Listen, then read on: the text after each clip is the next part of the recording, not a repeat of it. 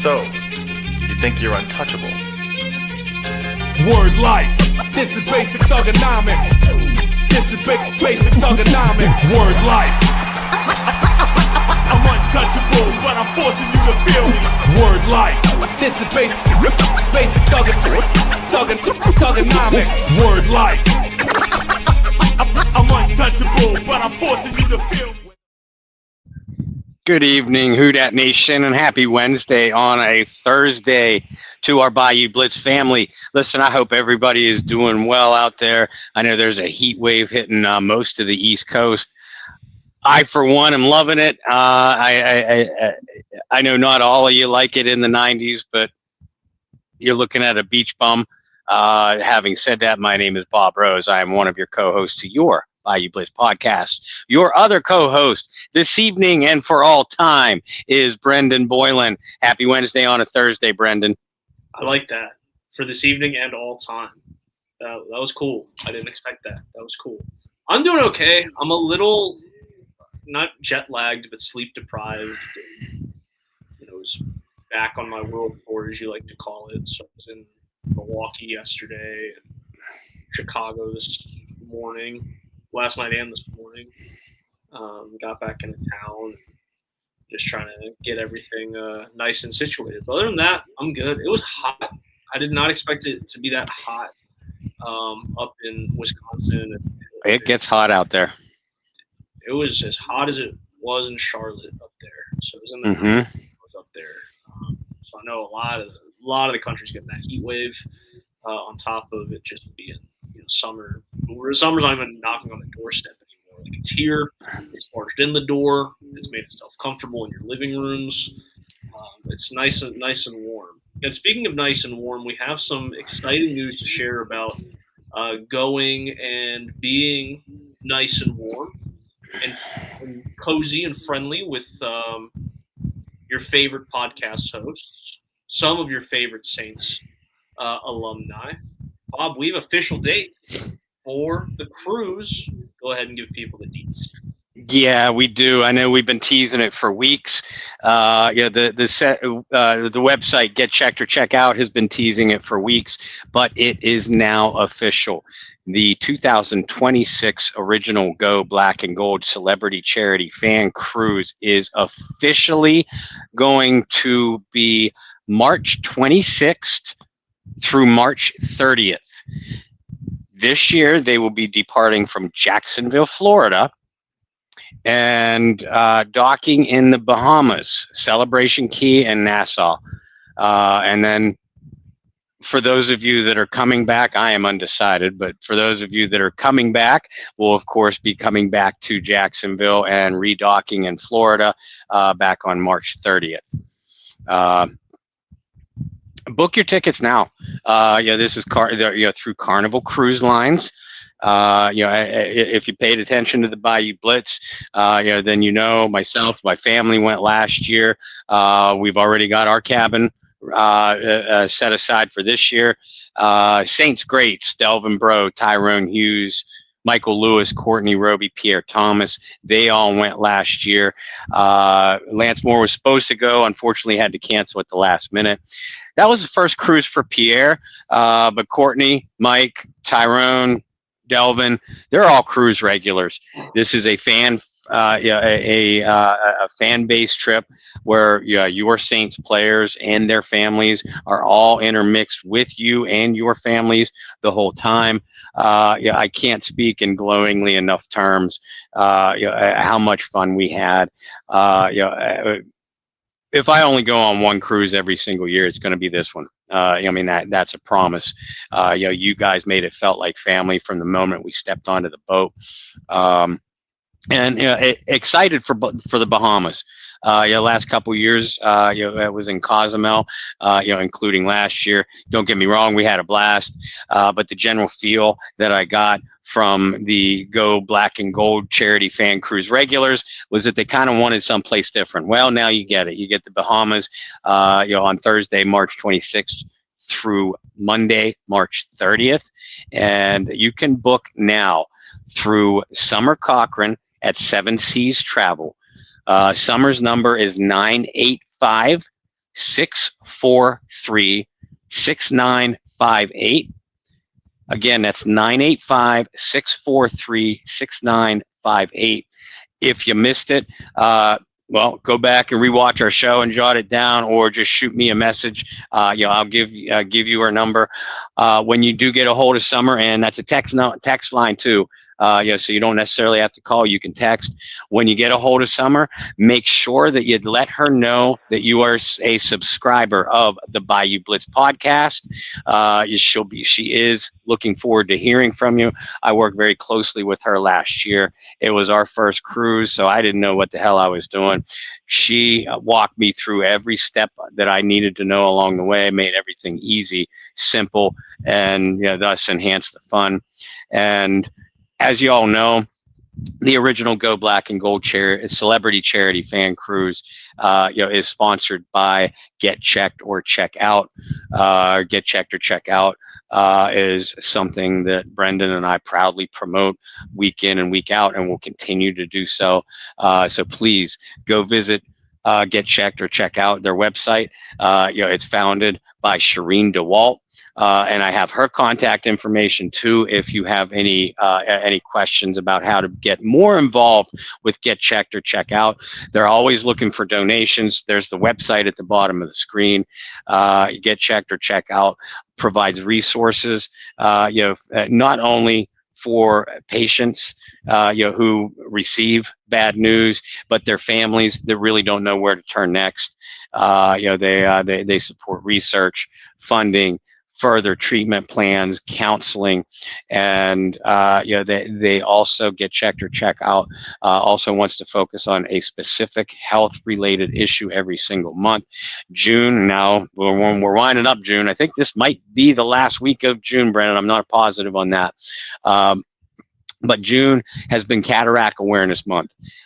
We've talked about we've talked about focusing on mental health, obviously physical health.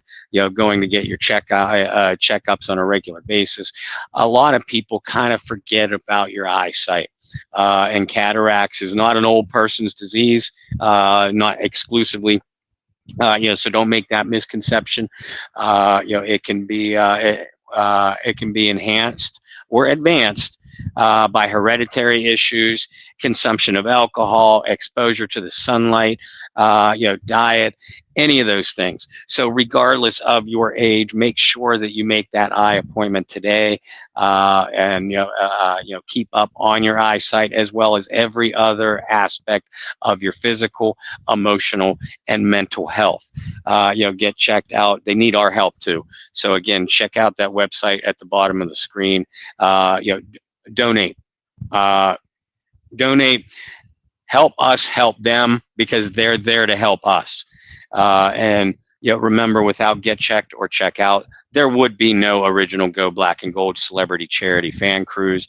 This is one of the few a couple events that they do every single year. They also Get Checked or Check Out plans on implementing a land-based trip as well, and a fan trip to a Saints away game this year. The dates of both of those events that I just mentioned have yet to be determined, but make sure that you stay tuned for your weekly broadcast of the Bayou Blitz. We will keep you up to date on any developing situations with that. But again, great news with the trip to the Bahamas, sailing out of Jacksonville on March 26th, 2026, sailing into the Bahamas, and then arriving back home Monday, March 30th. I strongly recommend that that you book now.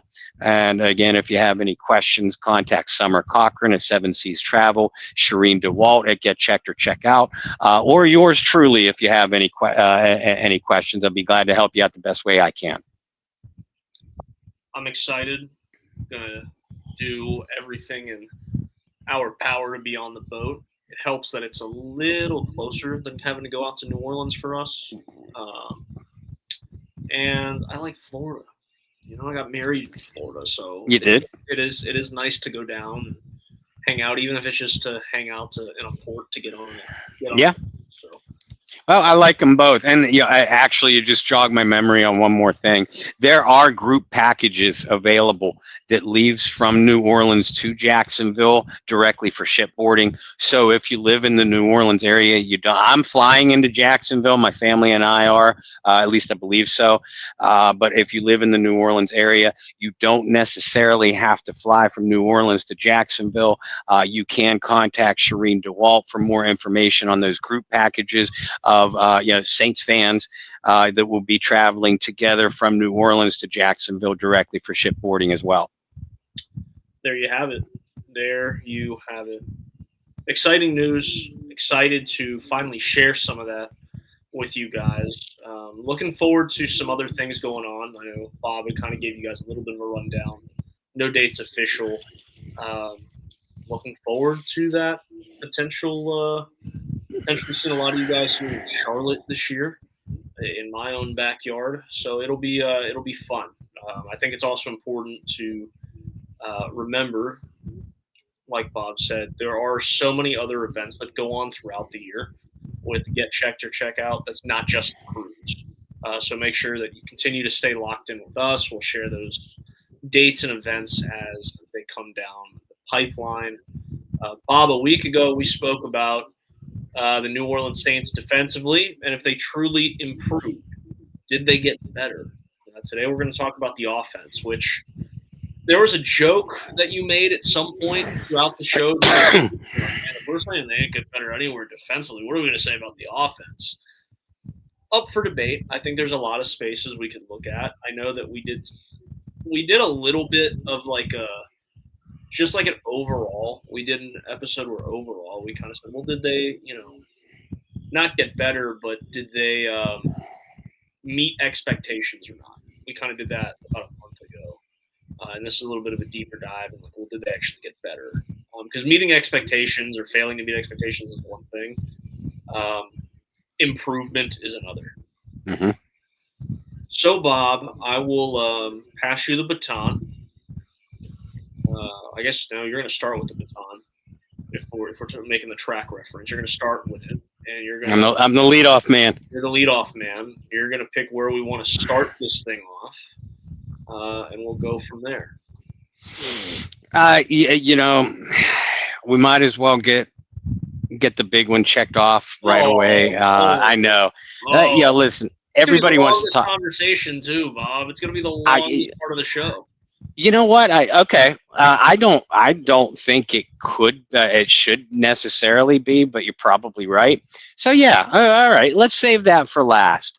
And let's start where the New Orleans Saints started this offseason. Is focusing on the offensive line. And they started this offseason, not necessarily in free agency, but with the draft, of course, with their number one pick, the 9th overall selection, Texas Longhorns offensive tackle Kelvin Banks Jr. With the selection of Banks, who we expect will start at left tackle. We think that that's going to have a trickle-down effect, moving to Lees Fuaga, last year's first-round pick, who had an outstanding rookie season at left tackle. He's going to move over to right tackle.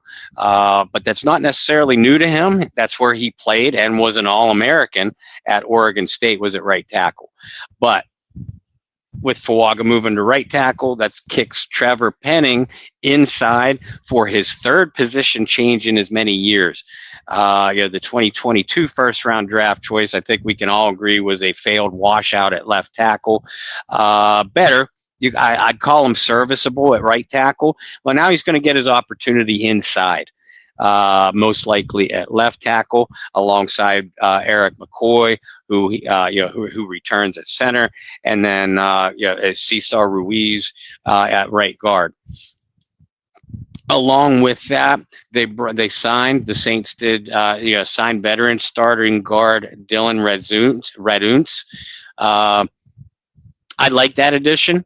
I think if Penning struggles with his move to guard, I think you can plug in Dylan without too much, pretty seamlessly.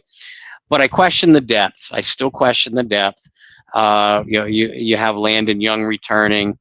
You have Josiah Ezram last year's 7th-round draft choice, who didn't see the field at all, was on the practice squad all year, along with a couple of undrafted guys, which the Saints have had success there in the past. But it goes without saying that undrafted rookies are unproven, and they went undrafted more often than not for a reason.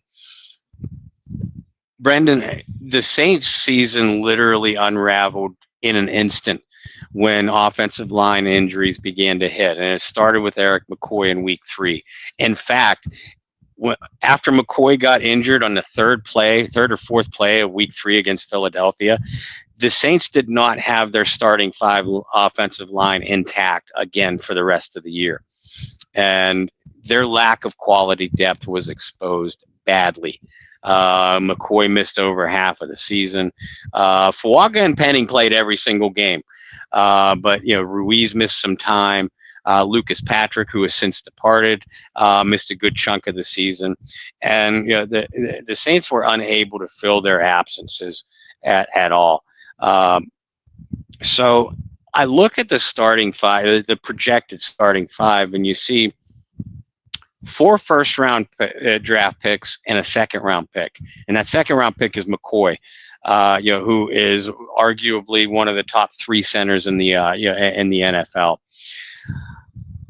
I want to say now, just like with all the defensive positions we talked about last week, and all the offensive spots we're going to talk about this week, this is dependent on improvement is dependent on a lot of factors, but Kellen Moore made it pretty clear after he got hired that he wanted to focus on improving the offense, improving the trenches, so really the lines on both sides.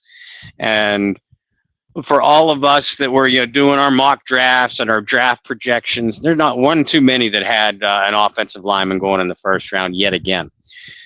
In hindsight, we should have paid attention to Kellen Moore because that's exactly what he did. He was true to his word.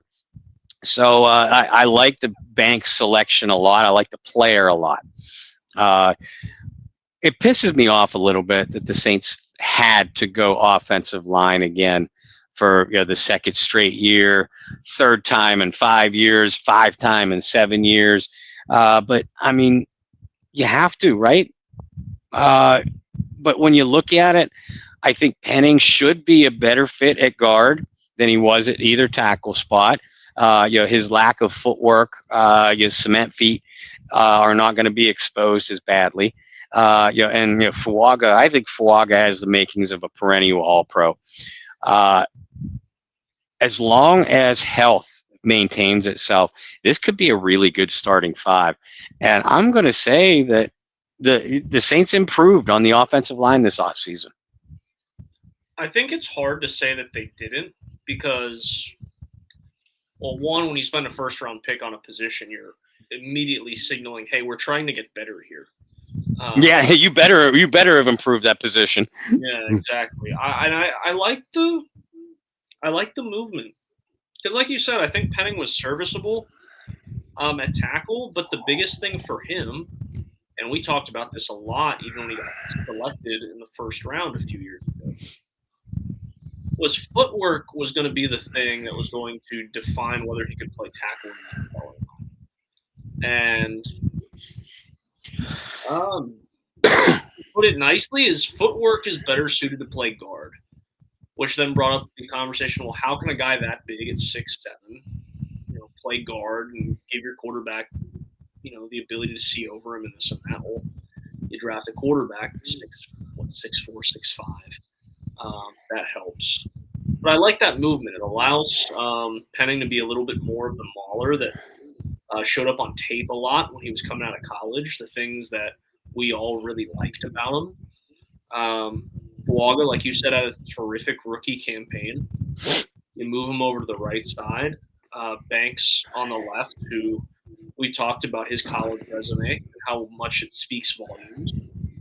So, yeah, I think – and then, of course, health being the biggest part of all this. Eric McCoy staying healthy. Cesar Ruiz has been hit or miss, more miss than hit throughout his career.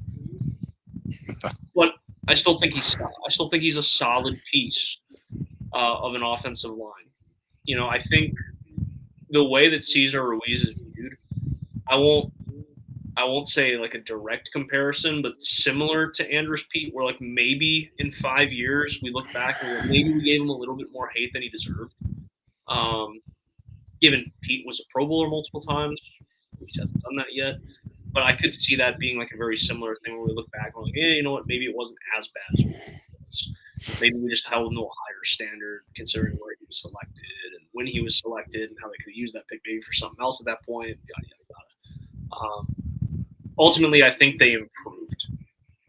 And you've heard the saying a million times, if you're the football fans that you are listening to this podcast, is it's important to build from the inside out. And the Saints did that, spending a first-round pick, shuffling some things around. Bob referenced everybody on the offensive line was a first- or second-round pick by the team. Looked at projected starting five. So I think it says a lot about how much investment they've put into it and how much it needs to work if they want to be any bit competitive. I'm not talking about like playoff competitive. I'm talking about being competitive in just week to week, game to game. Mhm. It's gotta work. Before we move to the next position, I just want to take a moment, quick shout out. I know if you're listening to this pod, you're a sports fan in general.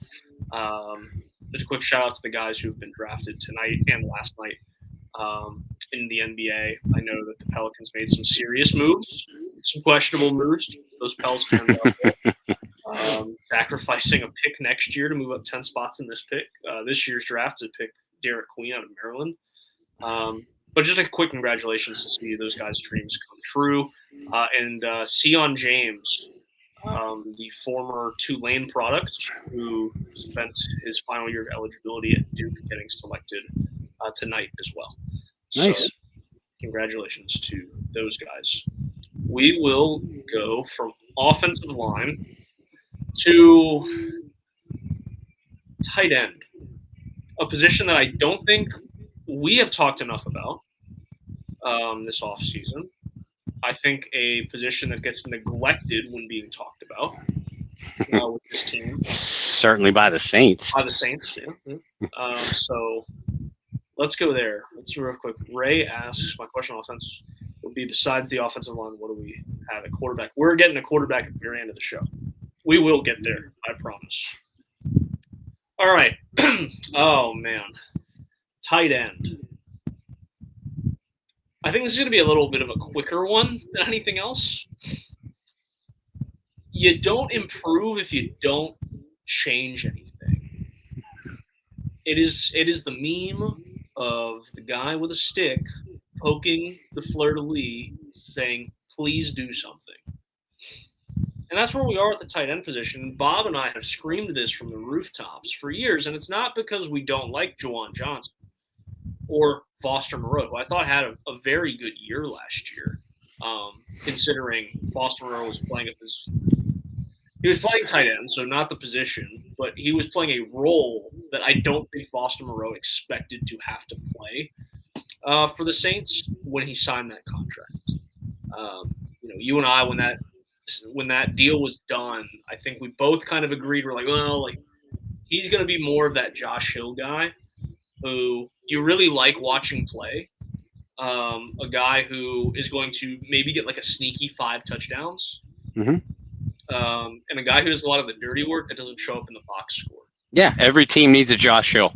Right, and that's what we expect out of Foster Moreau. Well, because of injuries and some other things, I think Foster Moreau was forced to play a little bit more of like true tight end one or receiving tight end. Anyway, I think you and I have been two of the biggest supporters and backers of Juwan Johnson throughout his tenure in New Orleans. Because we see what it can be. And we've seen the flashes in the paint. And obviously you being where you are in the world, you saw those flashes in college as well, right? You knew, hey, this kid could be special. One of the Jameis years, early throughout that season, we saw some of that spark as well. Saints obviously did because they, rewarded him with a contract, now a second contract. But at some point, you're like, all right, well, we've seen flashes in the pan. And We've seen a flash here, or spark here, or spark there, but when is it going to ignite and actually become a fire? Because the sparks are great. You know, when you're chilling out with your friends in the backyard here in the South in the summers, and you got the fire pit going, you guys are hanging out, having a good time. The sparks are really nice for a while, but at some point, even the summer nights, you're like, damn, I could really use a fire. It's getting a little chilly here. I could use that fire to make these s'mores, or, you know, whatever it might be. Like, the sparks just don't get the s'mores are roasted. And that's kind of where I am with Juwan Johnson. It's like, well, I still think the fire can happen, but how much longer before, you know, your friends are like, all right, well, guys, well, it was good to see you. I think we're going to hit the road. That's where they are at tight end. And it's a position that they just haven't addressed over the years. Right? And I go back, and we've talked about this, and I'll regurgitate it again for all the new faces here. After Jimmy Graham, what did the Saints do? Right? And correct me if I'm forgetting tight ends here. So this is really testing my Saints sicko memory and covering the team over the years. After Jimmy Graham, was it immediately Ben Watson? Mm-hmm. So you had Ben Watson, who I thought, which basically means they didn't do anything, outside of the team because Ben was already on the roster. Right. And I thought Ben performed very well. And there was one year there, maybe it was the 15 season. It was. Or statistically speaking, it was like, well, Ben was like a fringe Pro Bowl reserve or alternate, right? I thought he played fantastic during those 2 years in New Orleans. After Ben, we went Kobe Fleener, which I applaud the Saints for trying. It didn't work. They threw some money, and it just didn't work out. After Kobe Fleener, you are looking at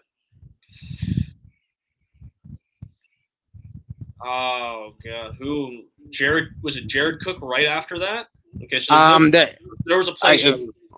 Fleener was 16-17. Then they didn't bring anybody for 18, and then Jared Cook was 19-20. Who are we missing there? I have to look that up. So then after Cook, you have Juwan Johnson, and it's like, okay, like there are a couple years there where they put the effort in and it didn't work, right? But now you've had a 5-year sample size of Juwan Johnson, and it's like, okay, what are we doing? They don't address it in free agency this year. They don't address it in the draft this year. You're just putting a lot of chips, putting a lot of eggs in a basket. And then depth comes into play as well. And I already mentioned Foster Moreau a little bit. God forbid Juwan Johnson get hurt. And then you have no depth behind him. I mean, Foster Moreau can fill in, but then who takes Foster Moreau's spot? Who takes that Josh Hill spot, right? And you just keep trickling down. They didn't get better. Yeah, I can't say they got worse because it's the same tight end room, right? But they didn't get any better. Race's tight end is weak in my estimation. Any potential available after training camp cuts, maybe.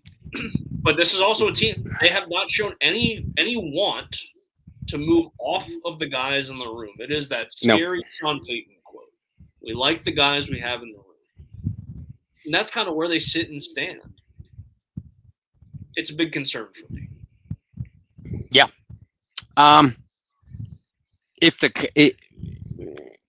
If you're looking for a one-word answer to the question, did the Saints improve the tight end position? My answer would be a resounding no. I compare it to last week, the conversation that we had at defensive line, specifically edge rusher. When you're coming off a 5-12 season, you didn't do much right.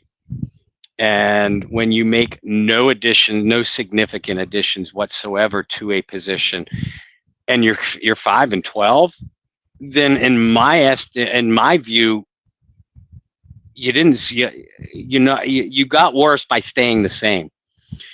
And we said exactly that with edge rusher and defensive line. I feel that way with the tight end position. And again, with edge rusher, the Saints felt that re-signing Chase Young in a new defensive system was their answer. Well, at tight end, they felt like re-signing Juwan Johnson in a new offensive system, and Kellen Moore does use his tight ends, was their answer. I'm not going to say they didn't do anything in free agency because they signed a whole bunch of guys. And I'm going to forget names here, either signed or re-signed to future deals, guys that they brought in off practice squads late in the season. Trayton Welch, Michael Jacobson, and 2 or 3 other guys. But I mean, these are guys that were unable to crack active rosters throughout short careers so far. And I know a lot of you, and you might be screaming it in the comments already. Dallin Holker. What Holker do last year? For a Saints team desperate of playmakers, especially after injuries wiped out the wide receiving unit, Dallin Holker didn't do anything. So, I mean, maybe he does in his second year, but do you want to count on that? I don't. And they drafted the UCLA kid, Mataveo. Someone's going to have to phonetically help me with that name, because if he makes the roster, I'm going to have to learn how to pronounce it. But he was a 7th-round pick. And I say this all the time about 7th-round picks and undrafted guys. Yeah, I know the Saints have hit on him in the past. And I know the list of names throughout Saints and NFL history, but still statistically it's rare to hit on. So, the Saints bring in fringe practice squad guys and 7th-round picks. You're not telling me that you're focused on making an improvement in that area when you do that. And then to top that off, Foster Moreau is still unable to practice because of a ACL injury he suffered in the season finale. Taysom Hill, who I hesitate to list it when I do the tight end breakdowns, because Taysom is a tight end in name only. But I mean, we can include Taysom Hill in this for the sake of argument, because he is a matchup weapon. Taysom Hill has been unable to practice so far because of his ACL injury. So I don't see where the Saints improved. And again, by my definition, when you're a 5-12 team, if you made no significant additions, then you not only didn't improve, you got worse. And you definitely got worse until Foster Moreau and Taysom Hill get back on the field. Juwan Johnson might be spectacular in Kellen Moore's system. Obviously, the Saints seem to think so, with the 3-year contract that they awarded him. And I just listed the other players. Nobody to get really excited about. If there's a diamond in the rough there, whether it's Holker or one of the other fringe practice squad guys, great. Then I'll eat crow right here on the air, and I'll say, hey, I was wrong about this player and about this franchise's decision.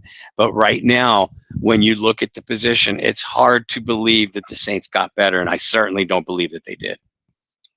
Yeah, I don't think they did whatsoever. And hey, look, you brought up some names there as well. I think it also says a lot, the fact that there were so many people chanting for Dalton last year. Did he make a regular season appearance? Yeah, I think he actually caught like 2 or 3 passes too. But what does that? What does that tell you? Like you're getting extremely excited about the prospect of that, and it's like, oh, he barely cracked the roster last year, or got called up because of injury. You can't bank on that, which has been a theme that we've been talking about for weeks now. You cannot bank on those guys. Great when they hit, but kind of like when you have a 9-hole hitter in baseball, you're going, we can't really bank on this guy to, give us that 2-out that 2-out hit to really start the rally here in the bottom of the ninth. But it's really nice when it does happen. But we're not gonna bank on it. There's a reason you're batting ninth. There's a reason you're not, Right. right. That's just how it goes. Okay, Bob, where do you want to take it? Well, if you're handing the baton back to me, I want to turn on the speed. I want to focus on wide receiver. Okay. I know a lot of people, myself included, are upset that the Saints did not add a big body pass catcher. But having said that, I still believe that the Saints wide receiver unit will be better in 2025. And it won't necessarily be better because of the additions. Maybe they have something in one of the undrafted guys, Moochie Dixon from SMU, or I really, really like Chris Tyree from Virginia. Not even going to focus on those guys. They brought back Brandon Cooks, who has some football left, I believe. And they brought in Donovan Peoples-Jones, who is a big body, but not that intermediate weapon. And we talked about this a few weeks ago. He's going to be more like a Valdez-Scantling was for the team last year, a boundary receiver that could take yet another guy that could take the top off of defense. But the reason I'm excited for this receiving core, and I'm going to contradict myself in what I just said about the tight ends and what I just said about defensive line. I think this receiving core will be better than what it was last year, because if Chris Olave and Rashid Shaheed stay healthy, I think that this is a game-breaking duo. I am upset that they didn't add that intermediate, that Mr. Automatic in the intermediate zones. But Olave and Shaheed scare a lot of NFL defensive backs. And I for one, I think Shaheed is just on the cusp of a real breakout season.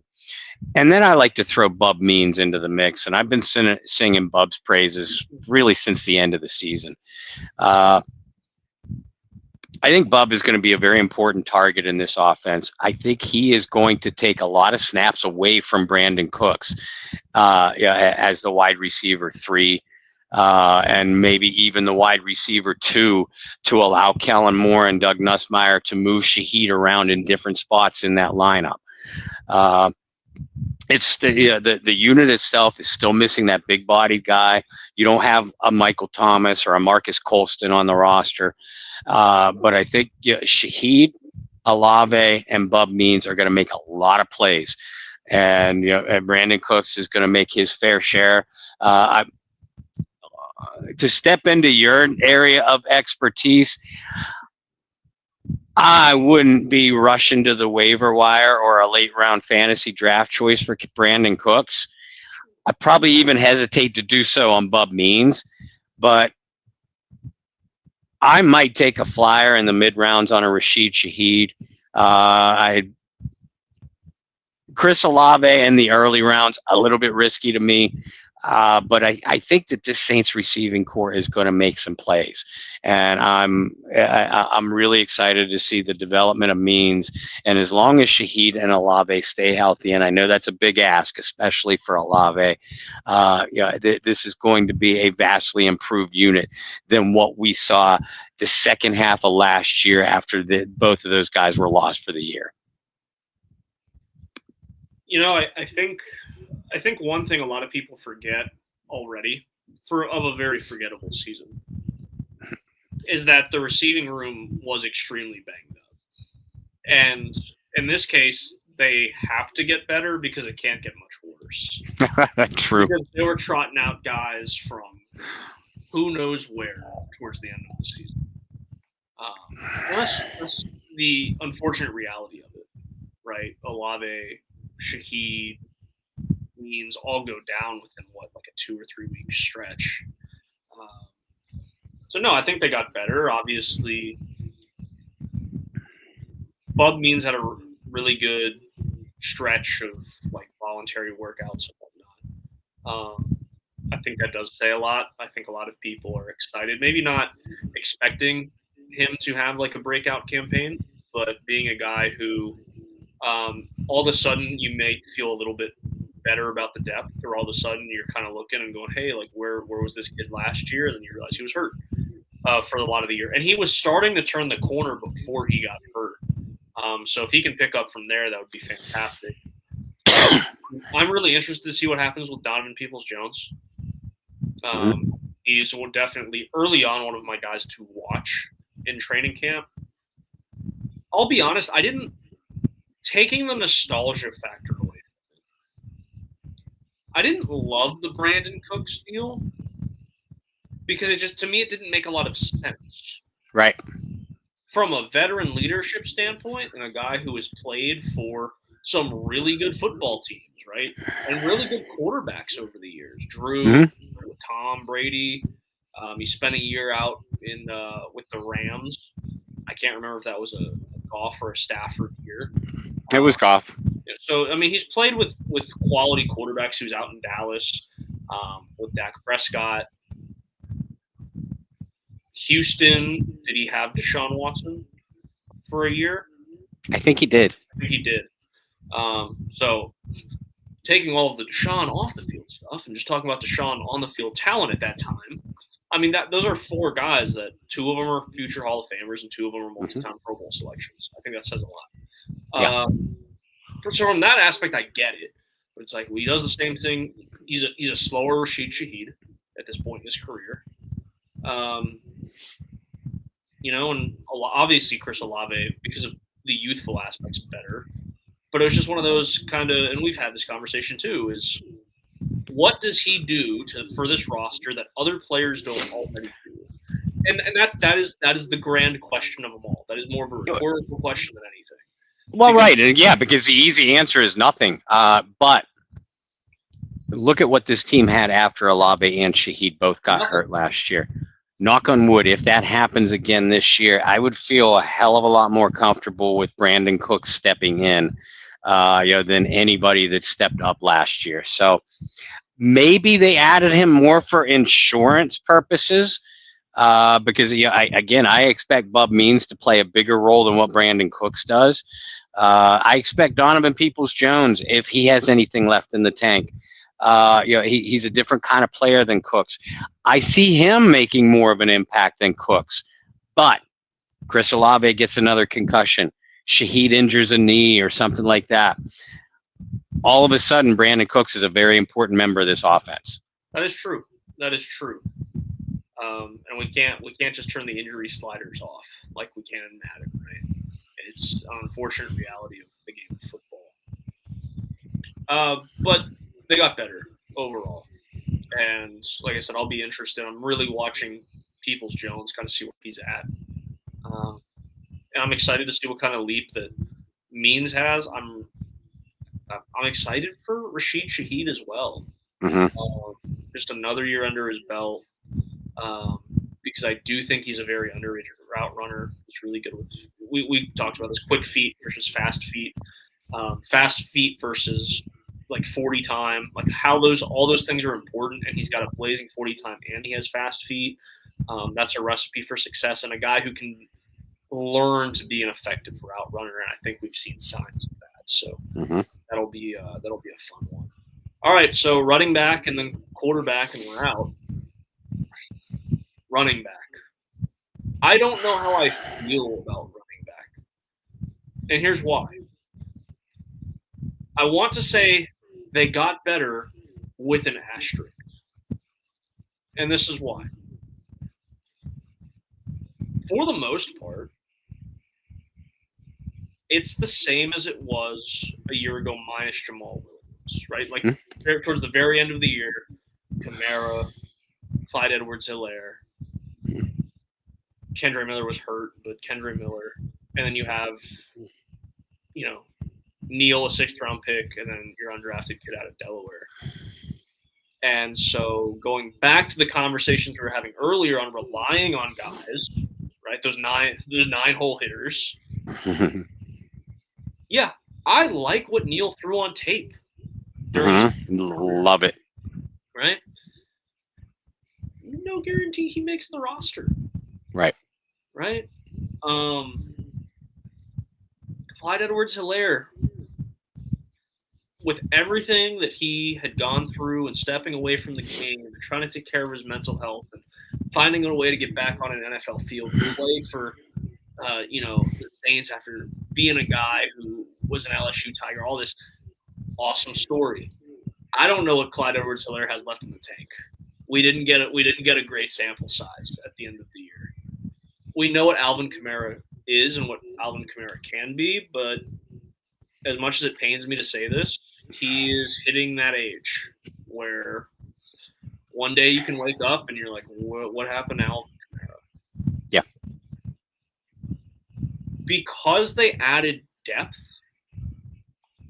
which they didn't have any the last few years, they've gotten better. Mm-hmm. Literally just by adding bodies to that room, they've gotten better. But it's an asterisk because the asterisk is these dudes might not make the roster. Right. I still believe in Kendra Miller. I still am one of the few human beings in the world that have stock left in what Kendra Miller can mean for this offense when healthy. Because we've seen sparks. The first sparks might have started at 6 p.m. and then we didn't see other sparks until about 9 p.m. Back to the reference. But the sparks are there. I just don't think they've done enough to make me go, ooh, like, okay. Like, and some of that is also because we were spoiled from the time that you and I started covering this team professionally. This was a team that had the Boom and Zoom era, and then you had Latavius Murray and Alvin Kamara. You've had running mates with Alvin Kamara. And then if you even want to go before that, and you talk about the Sproles and the Ingrams and the Ivories, then you go before that, and you talk about the Pierre Thomas and Mike Bell and the Reggie Bush. There's always been a pair, if not a trio of backs Mm-hmm. that you look at and you go, okay, I like what they are as a trio, but if one of these guys goes down, I trust that duo. If two of those guys go down, I trust that one guy to be able to make it happen. We haven't had that in so long. Consistently, I say so long, it's been like 3 years. Consistently, where it's just been like Alvin Kamara is the whole offense. Mm-hmm. That's why I say they got better with an asterisk, because I have PTSD when it comes to watching Alvin Kamara have literally no help behind him. Yeah, I'll agree with that. I look at this running back room and I feel also that they've gotten better, that they've improved. But I'm not necessarily excited about it. Just like wide receiver. I'm more excited about wide receiver than I am running back. Mainly because I have less outside of injuries. I have less questions, less performance-based questions. And again, a lot. I'll circle back to Taysom Hill because I consider Taysom Hill more of a running back than tight end, and I don't consider him a running back either. But most of his impact comes from the backfield. If Taysom Hill is healthy, then all of a sudden this group looks potentially very good. And you mentioned Jamal Williams. You're basically swapping out Jamal Williams for Cam Akers with the same questions. How much does Cam Akers have left in the tank? Can Cam Akers or Clyde Edwards-Helaire or Devin Neal, who I like as a prospect a lot, can at least one of them provide that inside between the tackles rushing threat so you don't have to run Kamara into the teeth of the defense? And therein lies the biggest issue with this room. If you can find that guy, then all of a sudden you're using Kamara more on the perimeter. You're using him more in motion. You're using him more in space and as a receiver. That has always been what Alvin Kamara is most dangerous at. But if none of these guys step up, if Devin Neal doesn't, it doesn't become the latest day 3 draft gem for the Saints. If Cam Akers has nothing left in the tank, if Clyde Edwards-Helaire continues to be meh, and I know you still have faith in Kendra Miller. I don't. I still like Kendra Miller a ton as a player. I always have. But I'm afraid I just look down at the bottom of my screen. I say this jokingly. I look down at the bottom of my screen, waiting for an update of Kendre Miller gets hurt again while Bob Rose reads this sentence. That's how little faith I have in Kendre Miller's ability to stay healthy. But again, if he can, then this running back room could potentially be dynamic with all kinds of weapons that can do all kinds of things. But based off of as you said, based off of the bodies that they added, I think I have to say, and folks, remember this is all projections and predictions. Not only by us but by anybody until the team actually takes the field. But just looking at this running back room, they look better on the depth. The depth chart looks better than what it has the last few years. So I will say, again, not with a great deal of confidence, but I will say that this is another position that the Saints have improved offensively. I almost forgot about Cam Akers. I actually did forget about Cam Akers being on this roster. Hey, he was promising like 2 or 3 years ago. Sure. But injuries. And it's about one position where you can't afford to lose years because of injury. Running back. Yeah. All right, let's get down to the last position.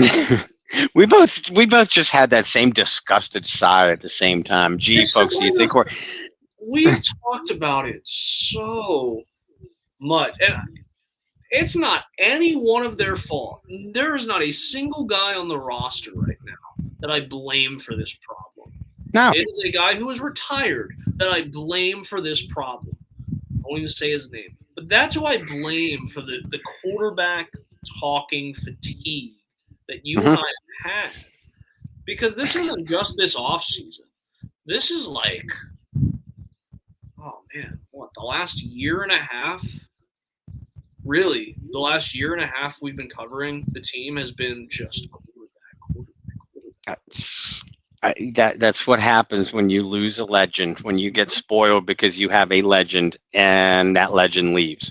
And this is the life that we're in until the Saints find a Ben Roethlisberger to replace a Terry Bradshaw or I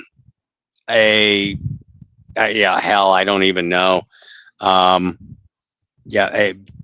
Steve Young to replace a Joe Montana. Yeah, any of that stuff. I was gonna say one. I know you don't like him, but Rodgers to Favre. Yeah, immediately goes to my brain.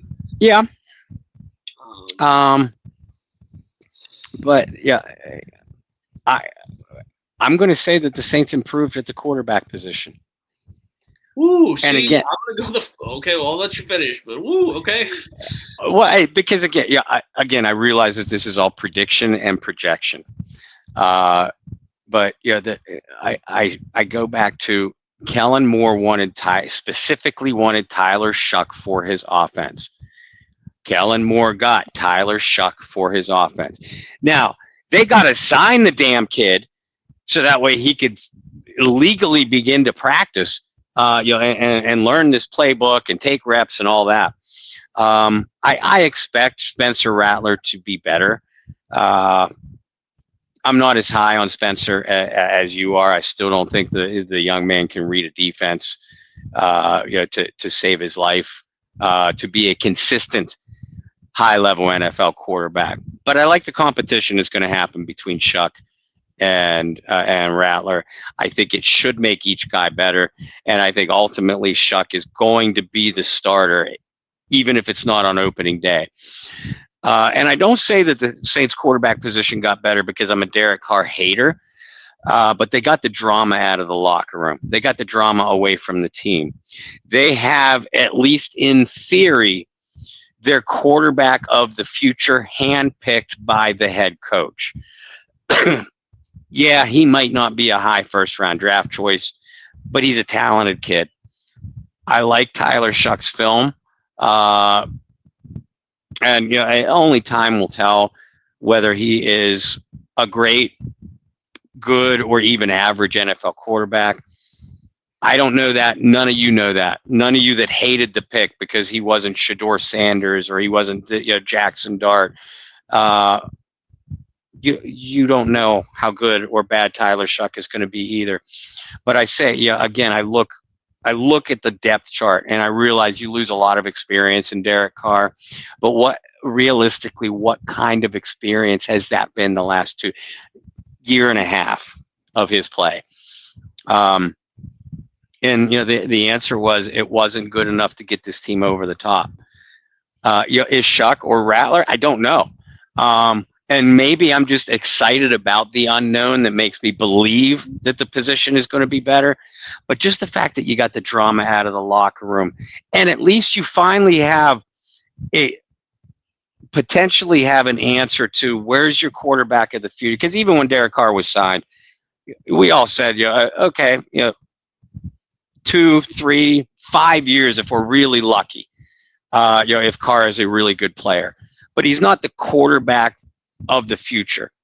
You potentially have that now. You finally got a draft pick. Whether he's the answer or not, time will tell. But because of all those issues, I feel like the Saints quarterback room looks better heading into 2025. That's where it doesn't happen a lot. That's where I'm going to disagree. I think the room got worse. And the reason I say that is not because I don't believe in the talent, right? I still think Spencer Rattler, even though he's not going to win the starting job, I still think Spencer Rattler has NFL talent. I don't know if it's NFL starting talent, but I think he's got NFL talent. And a guy who could certainly fill in for you like he did last year. And even with a terrible roster, too competitive in some games. Right?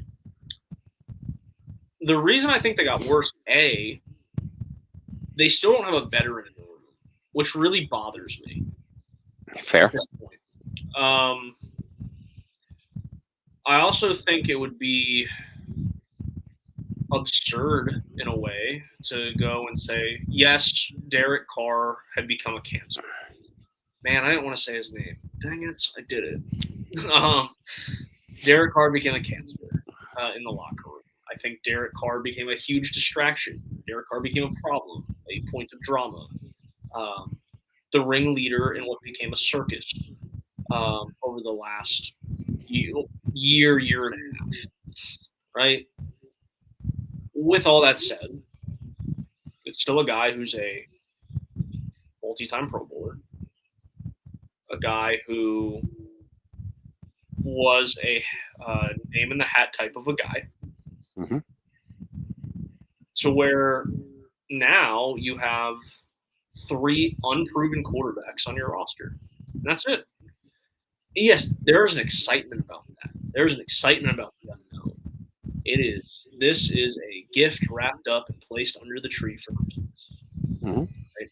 This is a game show. That show Wayne Brady hosted. Let's make a deal. This is let's make a deal. You might have a great prize behind curtain 1. You might not have so much of a great prize behind curtain number 2. There is an excitement about that. But to say that any of those guys are better than what you had from just a quarterback standpoint from Derek Carr, I don't think you can. I don't think there is a case or an argument to be made. Now, like you said, Bob, you can't just say the football player because there was a whole lot surrounding the football player of Derek that made him, very unliked, unlikable, a headache, a pain in the ass. Should I go on? I can't wait till his jerseys hit clearance in the store, in Fanatics.com, in Lids, in Dick's Sporting Goods, in Academy Sports, all those places, because those things will sit for so damn long. 75 cents or best offer. Yeah, they're just gonna keep marking them down. I'll make a bet with you right now. Side bet. make a bet with you right now. If really win, we have you down in Charlotte, and we have some of our friends and family down here. I'm willing to bet you we don't see a single Derek Carr jersey the entire weekend. Oh, I ain't taking that bet. I like my money, and I don't get much of it. So I'll just say, well, you're not. He's going to go down as one of the most disliked yes, Saints players of all time. There's an article I do. Top 5 most disliked Saints players of all time. But yeah, I mean, from a football standpoint, I think it'd be ridiculous to say that they've gotten better. Have they gotten worse? I mean, I guess technically, if you're not getting better, you're getting worse. But I would be kind of how I put the asterisk on the other position. I'd say like they got worse with an asterisk. Is like yes, but also if they go and win 5 games next year, but there's no headaches. They could win 1 game next year, but if I don't have to talk about any drama, it'll be a win for me. yeah, that's fair. And that, that's again, I am not sitting here and saying at this point in time that Derek Carr is a better player than Tyler Shuck, or that Tyler Shuck is a better player than Derek Carr. Same with Spencer Rattler comparatively to any of them. So my analysis, as it were, was completely based off of projection, and basically you almost got bet. It was almost an addition by subtraction. You not only got rid of the distraction, the anchor in your locker room, but again, you could finally have an answer to, we have our quarterback of the future. We won't know that till they take the field. I grant you that. And I'm not saying he is or isn't, as much as I do like Tyler Shuck, the prospect. But when is the last time, Brendan, we in the Saints media, or you guys as Saints fans, could say, the Saints have an answer, a future answer at quarterback? You haven't been able to since Drew Brees hit 35, or whenever you started considering him older for an NFL player. You haven't been able to answer the question, who's gonna be the quarterback after Drew retires, or after Drew retired? Okay, who's gonna be our quarterback 10 years from now? You might finally now have an answer to that question, and the fact that you might have an answer to that question was enough for me to say this is an improved position based off of last year.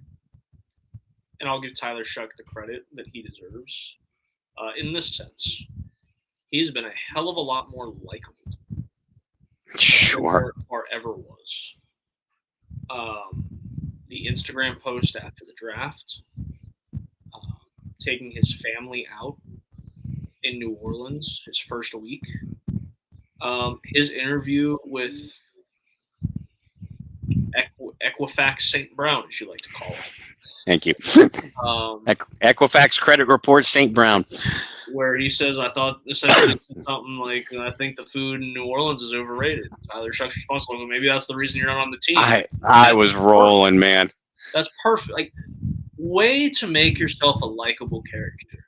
Like, you want to talk about the Brendan Boylan PR school? Like, A+. Essentially, all you have to do to pass this class is take anything Derek Carr did and do the opposite of that, and you're passing my class. And I cannot wait until we start getting interviews during training camp where we can reopen the semester of the Brendan Boylan PR school for the needy. I think that's what we're going to do. Oh, Bob, well, that was fun. Yeah, you're tired. I'm tired. Let's call it a night.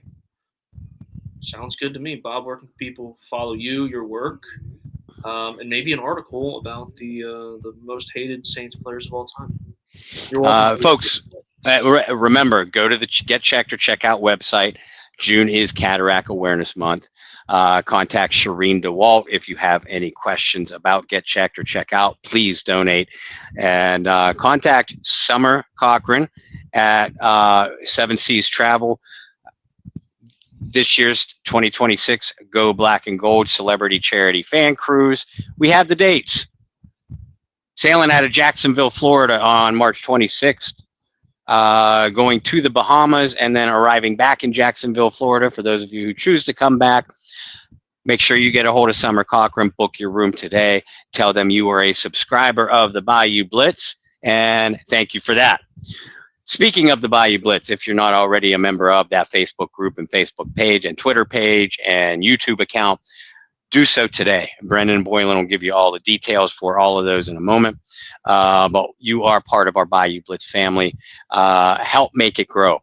Get other Saints fans, Saints family members over to those groups and those pages. And if you are already a member, we thank you for it. We thank you for making our brand your brand and making it grow. In the meantime, I'm still churning out articles. I'm kind of in robotic mode right now, doing jersey history and Saints Player of the Day, along with articles making fun of the people over at PFF and their analysis. But you can catch all of my articles. I'm primarily writing for Saints Wire with John Sigler and a couple other very talented writers over there. But Saints Wire is, of course, through USA Today. But I'm still writing pieces through Athlon Sports as well. I post all of my articles. Check out Saints Wire and Athlon Sports specifically, but all of my articles I also post on my personal social media pages, which is Bob Rose on Facebook and at Bobby R2613 over on the X Twitter. For myself, you can follow me virtually everywhere at BT Boylan. You can follow the podcast on YouTube at Bayou Blitz Pod. On the X Twitter at Bayou Blitz Pod, and you can go and find us on Apple and Spotify by searching for the Bayou Blitz podcast. Until next week, we'll have some more fun Saints discussions. But in the meantime, make sure to read Bob's work between Saints Wire and Athlon. Yes, please. Please and thank you. Hey, pup. See, the pup's even ready. Like, come on, Dan, let's go to bed. She literally is. Like, come on. All right. With that, hope you guys find some peace, spread love, practice positivity. We'll see you next week for another episode of the Bayou Blitz. See you then.